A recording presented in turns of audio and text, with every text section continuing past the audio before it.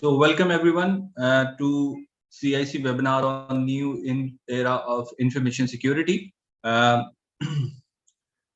We will formally start at 3 p.m. sharp and according to the time zones of relevant countries, which is mentioned on the poster. Let the people join. Hopefully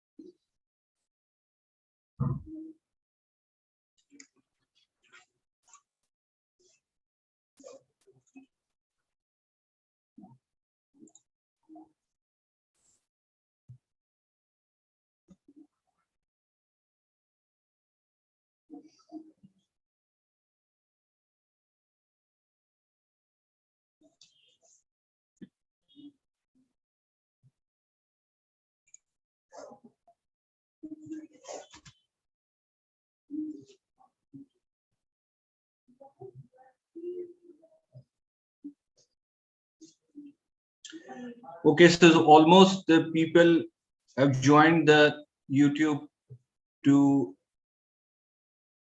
attend today's webinar. So I believe we should start now, or we can wait for 5 minutes further since the timings are sharp 3 p.m. at Pakistan time.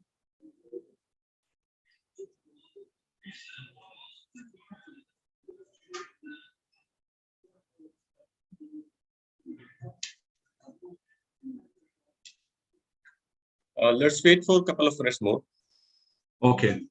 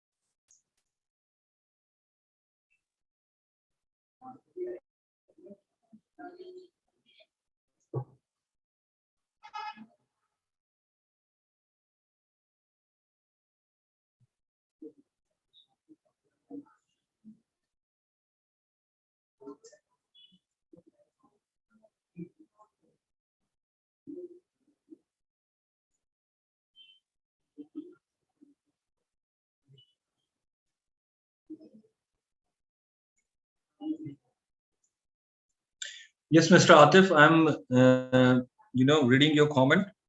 Uh, you can get the webinar audio easily once we start because we still have 2 minutes left. So please hold on for a while. Hopefully you will be able to listen us.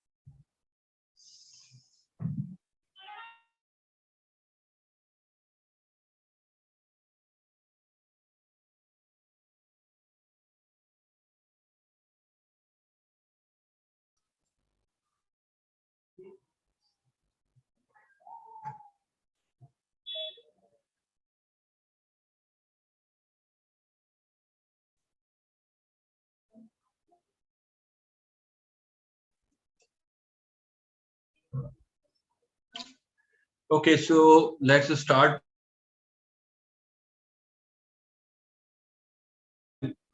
Sure.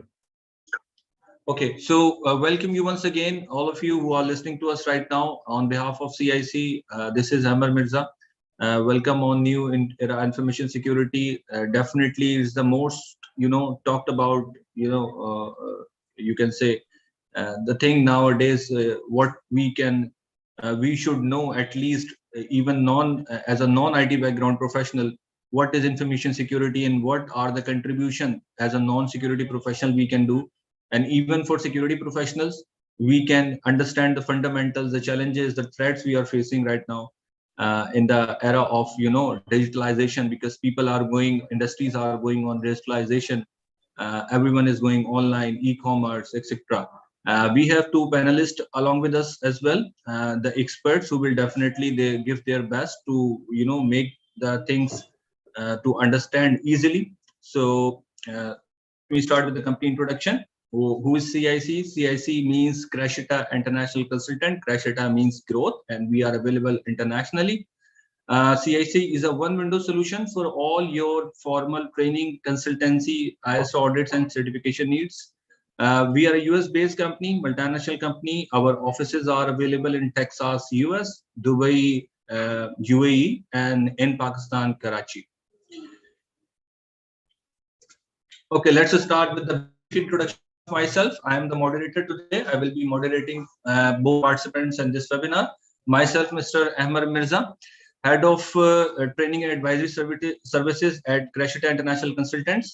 I have almost 12 plus years of working experience, industry experience in different national, multinational companies, locally and internationally as well. Uh, as far as technical qualifications are concerned, I am a certified lead tutor and lead auditor for various ISO standards, including 9001 quality management system, environment, health and safety, information security, and couple of other social accountability standards. Also a visiting faculty at a private university in Pakistan. So that's a brief introduction from my side. Okay, let's start with the very attractive slide today. Most demanding certifications. People usually send us questions that which certification is most demanding in the industry right now. So being a approved PCB partner, most demanding or most sellable certifications I have extracted from their website. Number one is ISO 27001. All the information security professionals already know about this standard. We just received the new version, which is 2022 version of information security. Hopefully, we will be conducting the webinar, which cover the new controls, which are recently launched by ISO. So maybe we will be conducting the webinar, or you can also give us suggestion if you want us to conduct the webinar on the new controls of information security. The second one is 27002. The other one is 27005, which is the information security risk management. In every ISO standard, almost, not every, almost in every ISO standard, they ask you to conduct the risk assessment, or you can say the risk management. but there is a separate guideline for every respective area. For example, if you talk about quality, so ISO 9000 standard, require you to conduct the risk management, but as per the risk management standard, which is ISO 31000.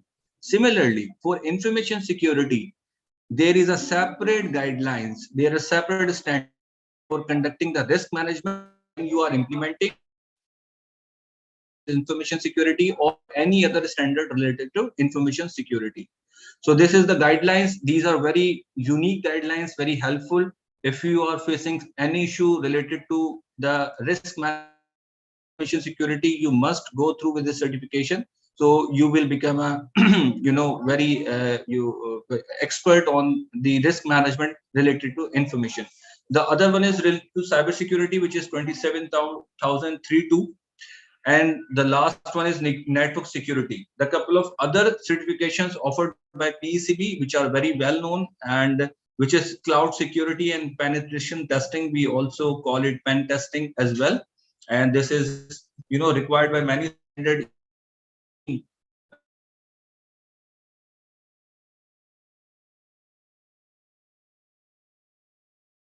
are not all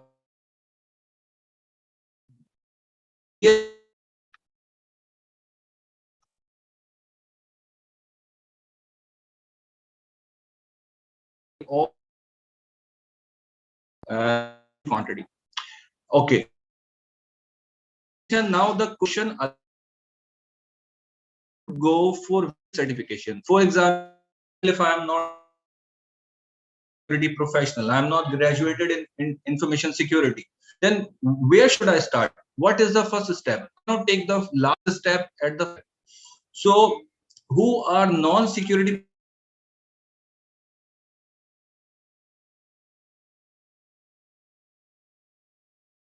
introduction certification?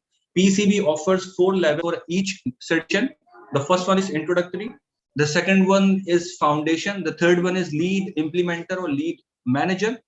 The last one is lead auditor. This is the highest level qualification in any ISO standard certifications, which is lead auditor or lead manager. Once you achieve this certification, you are capable to conduct internal or external ISO audits. Definitely, after having some experiences and some approvals from the certification bodies, you will be capable to conduct the lead auditor, and these are the highest certifications in terms of ISO. Couple of other standards are as well, other than ISO, which is CISA, CISM. These are some other certifications, but today our focus will be on specifically for the ISO certifications. So these are the, you can say, introduction, foundation, lead implementer, and lead auditor. I personally, many can agree or relate. Lead implementer should be on top. Lead auditor should be before lead auditor. Lead implementer should be before lead auditor, because lead implementer has, much more knowledge, much more experience than the lead auditors. So let's move on to the second slide, which is career opportunities in information security. So we just came across with some, research surveys. There are so many research and surveys are going on during the year on different, social media platforms. We have come across researches regarding the, a linked analysis or ranking of is not published. So we came up with 2019, 2022, and 2021 analysis, which shows information technology jobs, information technology industry on the LinkedIn is on the top. Since 2019, almost 19.197 million jobs are available, or you can say the professionals are available who hired or who want to be hired by the organizations. The 2020 ranking shows us almost 20.1 million jobs are available on LinkedIn, and it is on the top of the, LinkedIn industry list, which is required by the employers, and people are, 2021 it's 20.4 million almost, and the trend is upward. You can see from 2029 to 2021 the graph is going up, and the demand supply Since we all know people are going on digitalization, so definitely if the companies are going on digitalization, so they need some competent resources. They need competence employees to be hired on that organization to run that processes, to run that system which company adopted. So once there is a need, so there should be the skill available in the market, and companies like CIC offer excellent certification opportunities on very reasonable rates to interested candidates. So this is from my side. The survey link is also available below in the link in the slide. You can check out the survey in detail that in which sector, since IT itself a very huge sector, there are several categorization in IT that maybe Stephens can talk about on this. He's more expert in this. So now I am handing over to Stephen, and I personally thank you so much for bringing out time from your busy schedule. So please, handing over to you. Please start with your introduction first. Okay. Thanks, Amer. Good morning, everybody. It's a pleasure to be here with you today to talk about information security. I'm currently holding the position of Information Security Manager at the European Broadcasting Union. That's a non-profit organization based in Geneva, in Switzerland. And the objective is just to promote public media in Europe. My experience is nearly over 20 years in the IT industry. I've got a background as a computer engineer and economist, and I've been working in the security field since 2009. I'm approved certified lead tutor and auditor from PECB. Also, I'm giving lecture to the University of Geneva for the Master of Information Security, and also I'm a member of a jury for the Swiss ICT Security Expert Federal Diploma. If you want to move to the next slide, please. So, what is the fundamentals of information security? You can find a lot of information within the different media you can have, like on the internet, on books. There is plenty of different definition of what is information security and what is the fundamentals of that. Here, I mean, we have a limited time to explain what it is. So I put some thinking that I think it's good to understand what is really information security.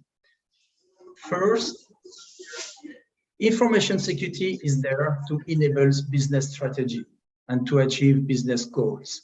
Sometimes in the security world, the engineers are forgetting that, in the way that we're not here to ensure that 100% of the threats, security threats, are resolved or mitigated. We're here to enable the business to do their job.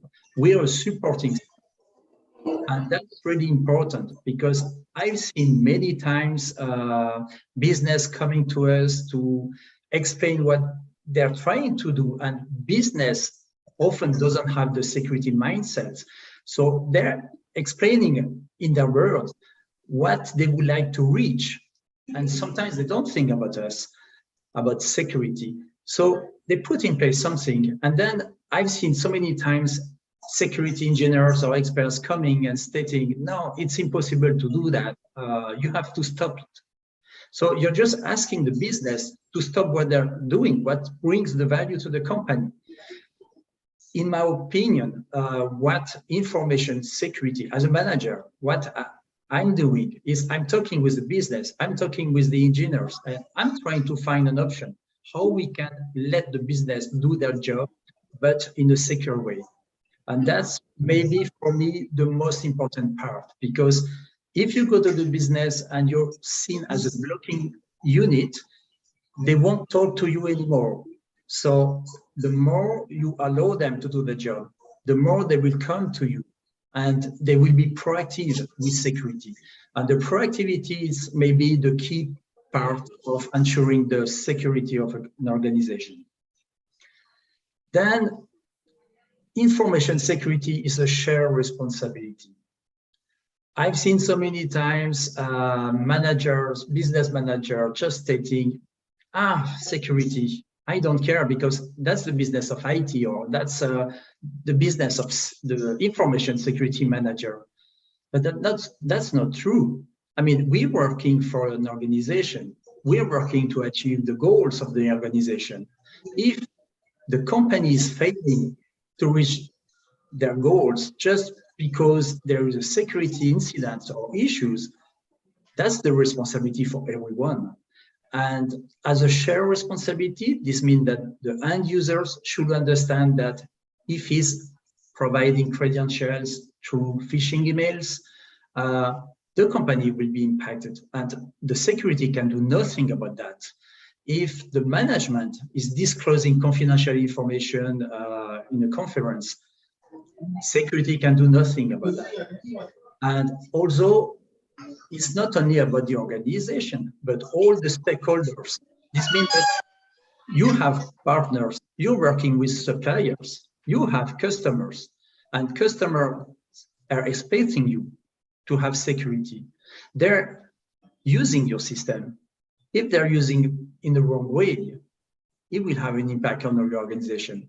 Although the suppliers, they sometimes have access to your systems remotely.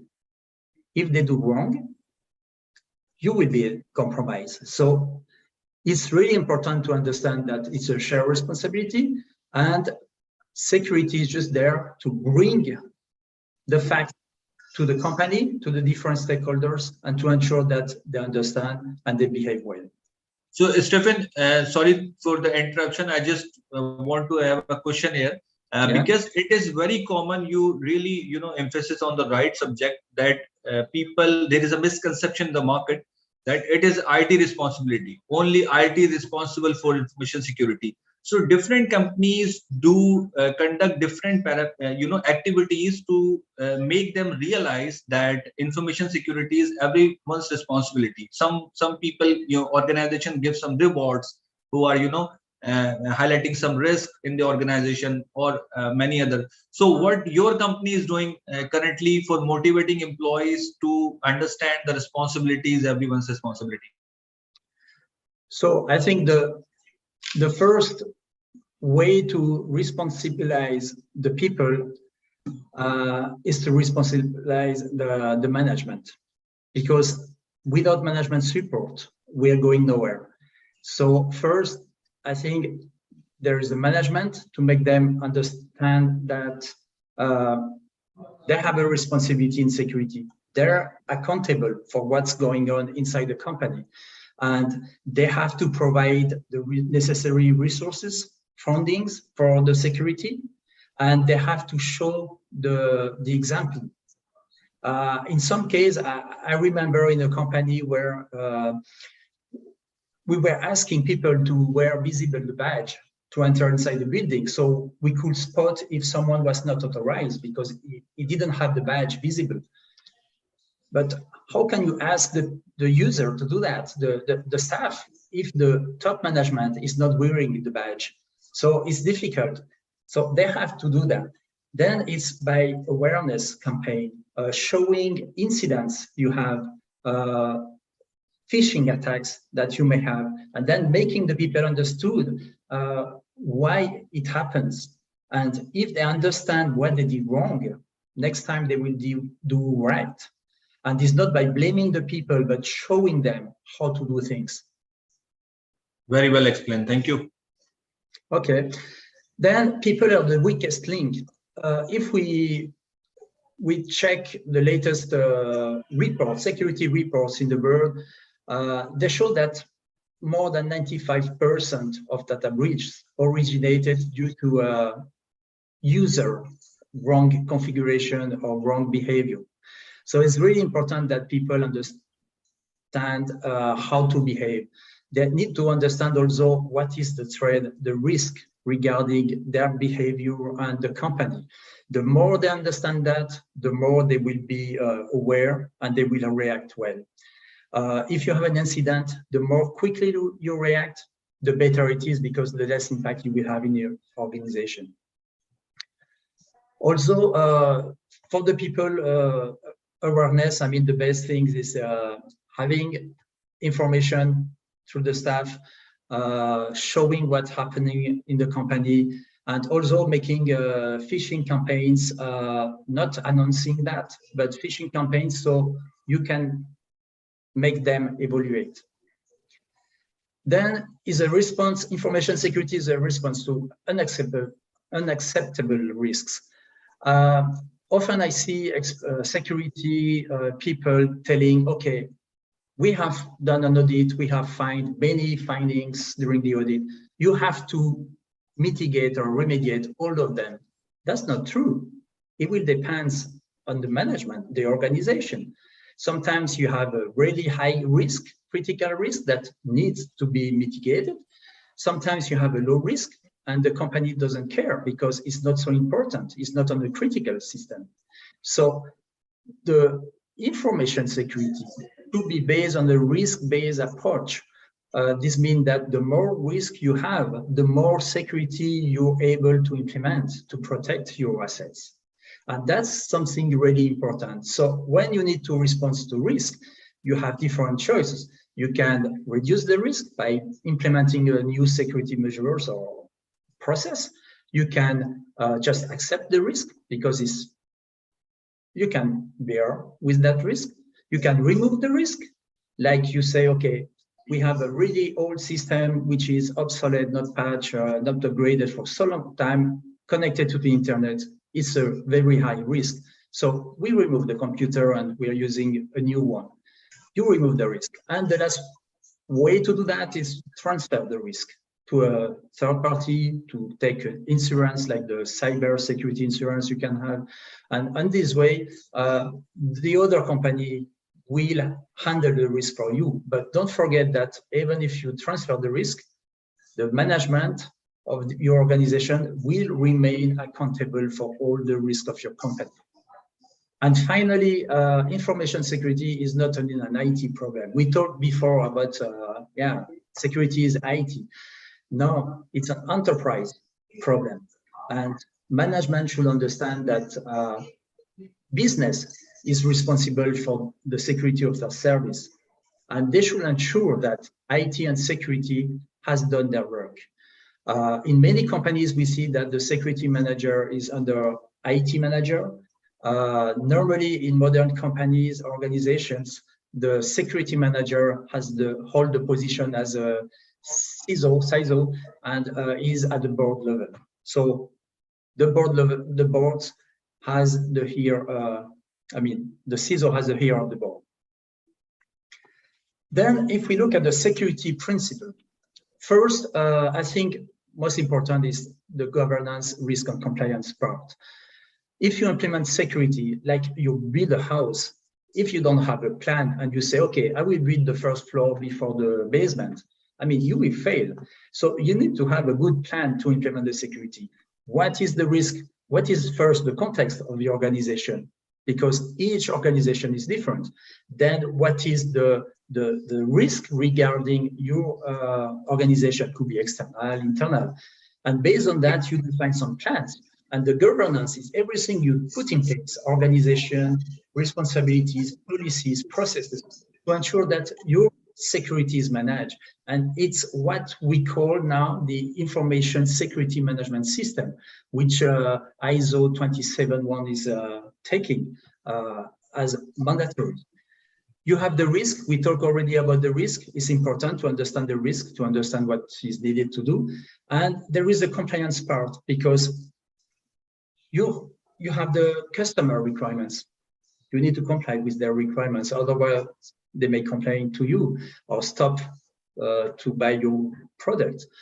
There is the legal and regulation. And if we talk about the GDPR in Europe, there is since 2017, new Chinese laws for data protections, and companies doing business there, like having a network, websites, they need to pass an audit by a Chinese firm and to pass certification. You have same laws in Singapore.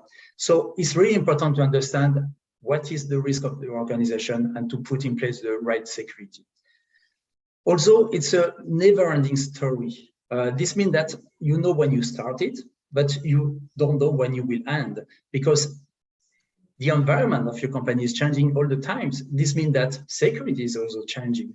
And that's what the ISO standard and other frameworks are stating, that you have the PDCA process, like you plan the security, you implement, develop the security, then you check what you have done, and then you improve it, you act in order to improve and to have a better security. You also have the top-down and bottom-up approach. Top-down is you start with the management, understand the company, understand the risk, understand what you need to put in place. That's going well because you start from you're aligned with the business strategy, but it takes time. Then you have the bottom-up approach, which is more, you look with the engineers, you have incidents, you detect something wrong in your configuration, you put in place something, and you reporting up to the management. Both are important because you need to have both to be more effective.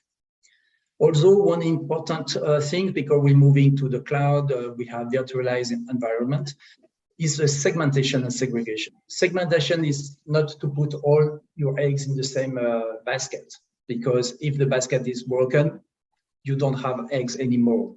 So segment your network, what is critical, separated of what is not critical, what is internal, separated to what could be accessed from outside.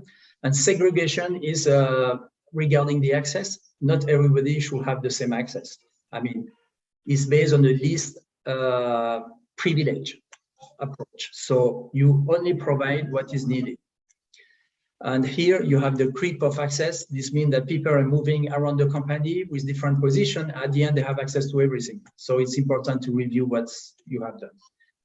And now, from classical security model, which was we protect the perimeter of the organization, then inside the organization, we are safe. We are moving to a continuous adaptive trust model. This means that zero trust, you base on identity of the users to trust who can access what, because we are using bring your own device, we're using private device, private data with corporate data, all mixed in the same device. So you need to understand who is connecting to what. It should be risk-based and adaptive authentication. This means that if someone is connecting in the middle of the night for the first time from another countries, maybe it's a attack, so you have to block it. If it's a salesman, maybe he's traveling around the world, and that's normal. So you need to adapt your security regarding who is connecting where at what time. Next slide. So the challenges I see in the information security, I categorize that in two groups. First, the external challenges, which the organization is facing, but they can do little about that. And the other group is more the internal challenges. So on the external one, there is an increase of cyber attacks. Before 10 years ago, I heard managers telling me, why should I protect my computer? Because we're not a target. I mean, we have no value. I've heard engineers telling me, why should I patch the system? It's not directly connected to the internet. But think about it. If one computer internally is compromised, your system could be compromised too. So now it's not a matter of I'm not a target, it's more when you will get the target, you will be the target, and everyone is a target. 100% of companies are getting phishing emails. You don't have a company who doesn't have this issue nowadays.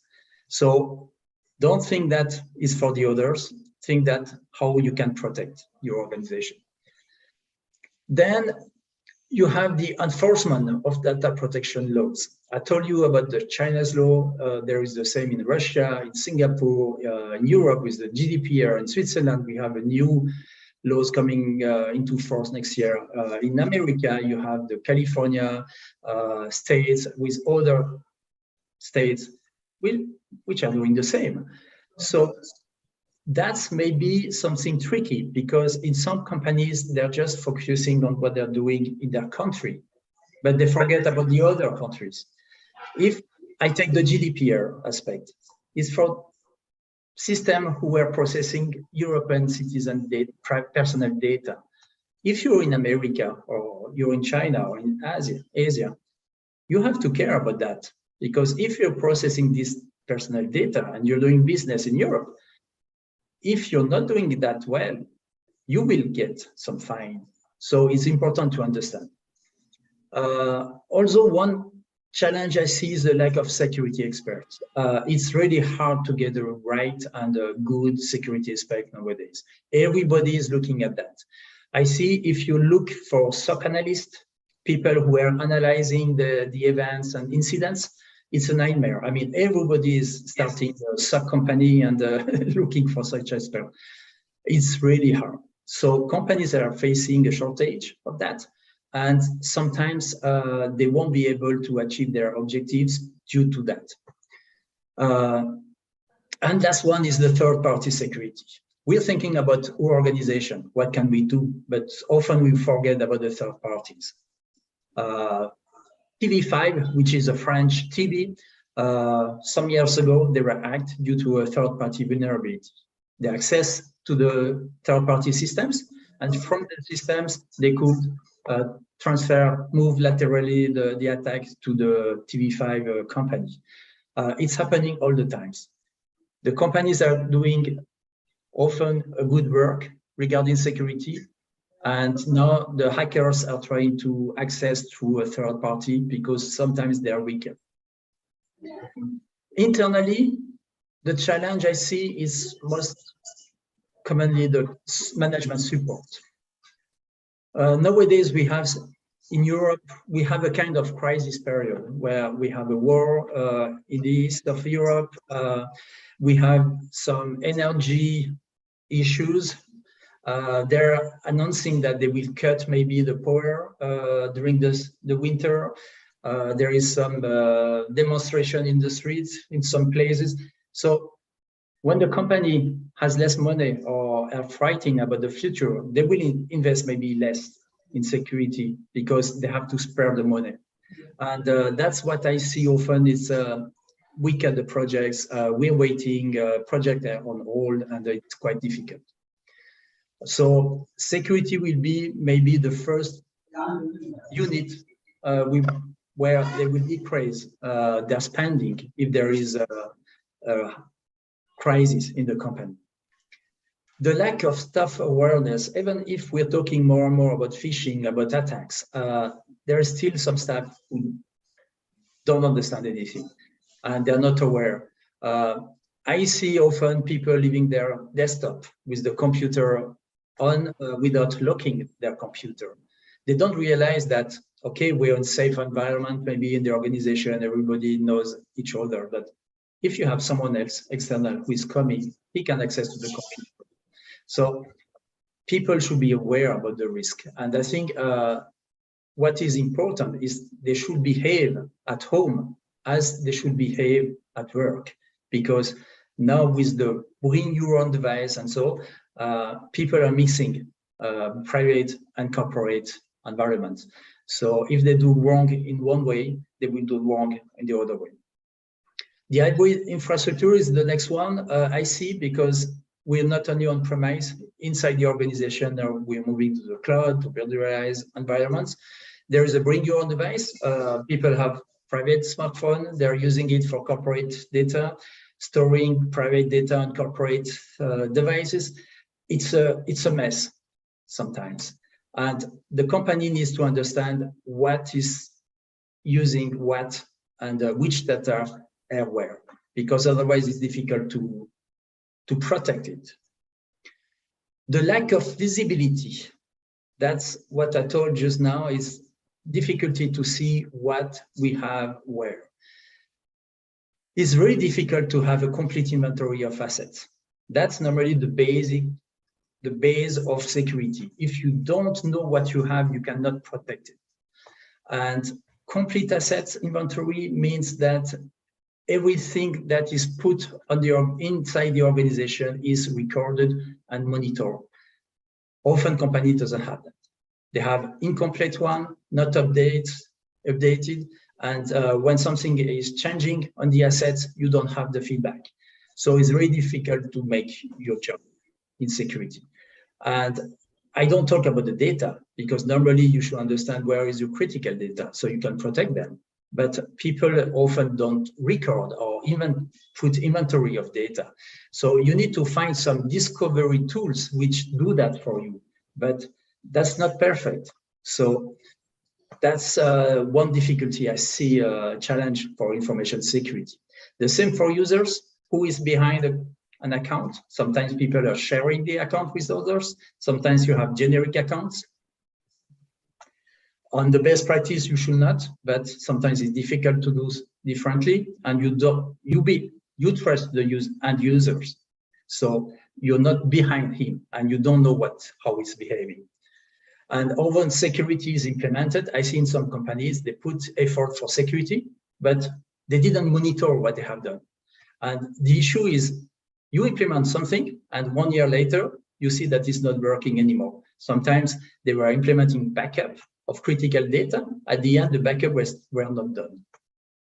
So it brings to the next challenge, which is you need to have a good detection and monitoring capability to understand what is happening inside your company, to detect the incidents, and be able to monitor what's going on. Otherwise, it's like you're blind and you don't know where to go. And I talk about the lack of security expert. Sometimes it's the lack of security expertise inside the company. You have people leaving, turnover inside the company. And sometimes you have an expert who is the only one who knows the security tools or how to do something, and he's leaving the company. The company didn't have time to make the handover to someone else. And at the end, nobody knows about the solution anymore.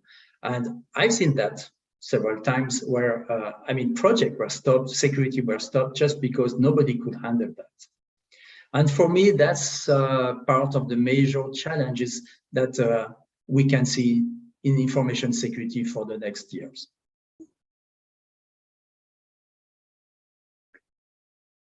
So Amer, I'm handing the floor to you. Thank you, Stefan, for the valuable information. Has gained the information as you explained.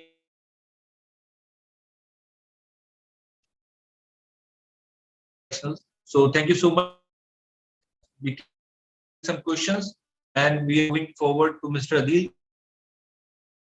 Please start with your introduction, and thank you. Thank you, Emma, and good afternoon, everyone. I'm really happy to be on this panel right now. It's an interesting topic. Not only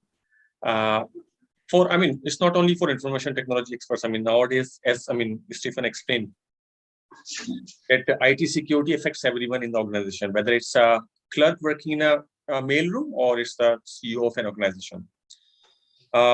Before jumping to the topic, I would like to introduce myself. My name is Adil Mirza. I am heading the AML and KYC unit at Al Masraf Bank in UAE. I am a certified anti-money laundering specialist, and in addition to that one, I have done certification in the cryptocurrency auditing, certified data protection officer, and certified compliance specialist as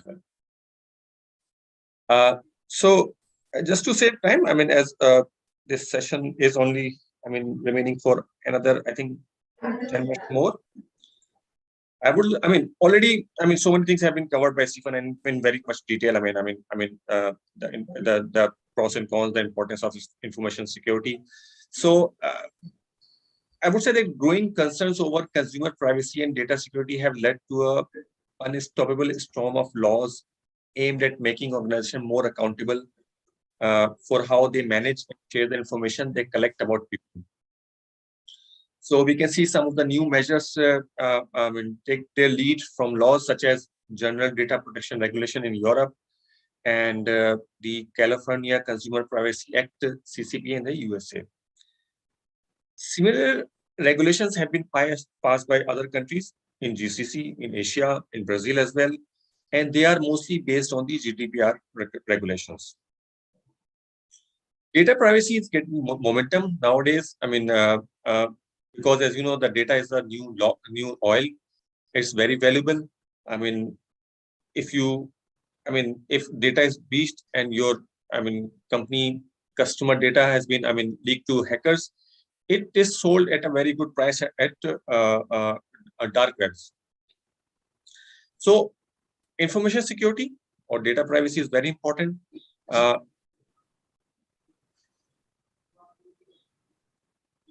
In a business setting, data privacy helps narrow the focus of data protection. Here, I would like to repeat that data is the new oil, and consumers provide massive amount of personal information to businesses. However, sharing sensitive information poses risk to both consumers and the companies storing that information. Data privacy requirements prompt businesses to treat personal data differently and ideally to take greater precautions and proactive steps to strengthen their data management practices for any information that could be harmful to an individual if breached. That's why information security is the key topic, which every organization should be discussing right now, should be spending more funds, should be, articulating the policies, management, even the board should be looking at it. So how to protect your data and achieve compliance? Well, close monitoring of the regulatory landscape, though, has its own challenges because many of the new laws can be vague and non-prescriptive. What personal information is, how it should be managed, and the right of data subjects are often poorly defined and often to interpretation. Data, especially personal data, is an attractive target for hackers. Some time back I saw news that sensitive personal information about over 1 billion people has apparently been leaked from a government agency and put up for sale on dark web in what would be one of the biggest data breach in history. Information such as, including the name, addresses, national ID numbers, mobile phone numbers, along with police and medical records also were leaked. So what are some of the common principles and the requirements that should be the foundation of a flexible privacy and data protection program? Let's talk about those. First of all, organizations have to identify personal information that is created, received, and shared with others. So identify personal information is a common requirement of all laws. It includes tracking the workflow of personal information through and across applications, as well as where personal information is stored and with whom privacy information is shared. So organizations have to learn what data you have on hand, where it's stored, who can access it, and how or if it will be transferred is the foundation of data protection policy. Second point is secure personal data across the enterprise and beyond against data breaches and adverse disclosure. So locking down centralized database is the easy part of securing personal data. Not all data is created equal and some needs more expensive protections. Data classification, which helps identify data and categorize it to ensure only pre-approved data leaves the security of your system can help. Many companies don't know where their sensitive data is, which is why many breaches happen. There are so many systems working in a company, related to customer, their vendors, employee data as well. Data is stored at so many servers, so many systems. So it is difficult for the company sometimes to, identify where the actual data is residing. So security needs to extend to access as well as all the databases and flat files. Nowadays, for every system integration solutions we have, we have API. With API as a key enabler for digital transformation, much of the data leakage is happening through insecure APIs or automated business logic abuses. This happens not only because the APIs have fewer protection, but also because they allow for access at a rapid rate and massive scale. So the solution is not to stop, but to allow application to share, but monitor what they are doing and apply policies to it based on your company data protection policies. Thirdly, I would like to say set up a system to respond to requests by people for data you have on them and what you shared. That system has to be able to gather information from across your organization, not just from your customer service application, and it must be scalable. As I said, I mean, customer data can be stored on various servers or various systems as well. Visibility and automation are the two biggest challenges facing organizations when dealing with the requests from users. Organization lack visibility into what system may contain user data and in what form. Subsequently, organization also lack automation in responding to these queries that result in a lot of manual effort, leading to a high cost and risk of errors, especially in execution that eventually lead to personal fines, penalties and fines. Fourthly, I would like to say create a process for producing personal information reports. In addition to giving consumer the right to see what data a company has on them and what it is sharing it with. Most privacy and data security laws allow consumer to obtain a copy of that data. So the system created to collect the data should also be capable of putting it into a single package to meet at a scale a copy of data request. Lastly, create a compliant process for deleting information. Another common principle is in most privacy and data protection law is the right of a person to have personal information deleted or in some cases de-identified. In this regard, two questions needs to be answered before data is deleted. First, does the organization need the data to be successful? Second, what must be preserved under data retention policies? If organization can answer these questions, I mean, they should then be able to easily determine what can be deleted or de-identified. In my opinion, last point to consider is keep your data tidy. Of course, the less data you hold, the less you have to worry about deleting. Regardless of the specific requirements of current or future privacy laws, you can reduce your organization exposure by limiting the personal data obtained and the duration for which you retain it. An organization can achieve, in my opinion, an organization can achieve end-to-end data protection and meet compliance requirement when they follow the data security life cycle to protect data at all stages within organizations. So, as I say, your data is only as secure as the processes you have in place. So, when you layer robust security solutions, you are taking steps to ensure that your data is protected from start to finish. That's it from my side. Over to you, Amar. Yes, thank you so much, Mr. Adil, for your time and participating in this webinar. We really appreciate your presence as well as with Stephens. So I personally have two questions with both of the experts. The number one question is from Mr. Adil Mirza. What a common man can do. You know, people are using OneDrive, cloud-based services, Gmail, backup services. So are these services secure? People can use this without, thinking about the security. So what do you recommend? The other question is from Stephens. I will ask. Yeah. So Okay. in my opinion, obviously Stephen is the best person to answer. But in my opinion, look, as they say, nothing is secure. You can put the best control in place in an organization, but still, there will be someone who will be behind you trying to hack into your system.